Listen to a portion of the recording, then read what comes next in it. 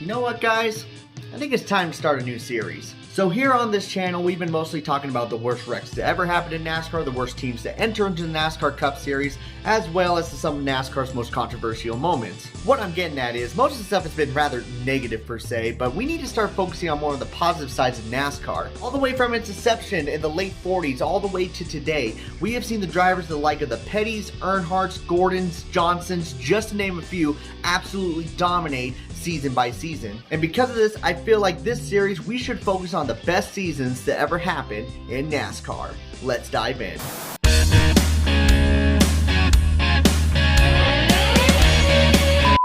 I think out of all the seasons, the best one to start off this series is going to be the one from 1967 regarding Richard Petty. By this time, Richard Petty was a well-known name in the NASCAR Cup Series. However, it was this season where he got the nickname the King Richard Petty. During the season, he would accumulate his second championship, as well as break some records for the most victories in a season, as well as the most wins in a row. In 48 starts, Richard Petty was able to take the checkered flag 27 different times. Not only that, he was able to score a top 5 in 38 of those races and a top 10 in 40. To give you an idea, that is more than 56% of the races that he entered to that season, he was victorious, and then 83% of those races, he was guaranteed to finish in the top 10. Not only was he able to get 27 victories in this season, he was able to get 10 in a row. Just to give you an idea on that, we usually say people are hitting legendary status when they get 4 victories in a row. He was able to get 10. Sure, there might be a little bit of blotches in this year. For an example, he had a few finishes outside the top 30, including the last race of the season,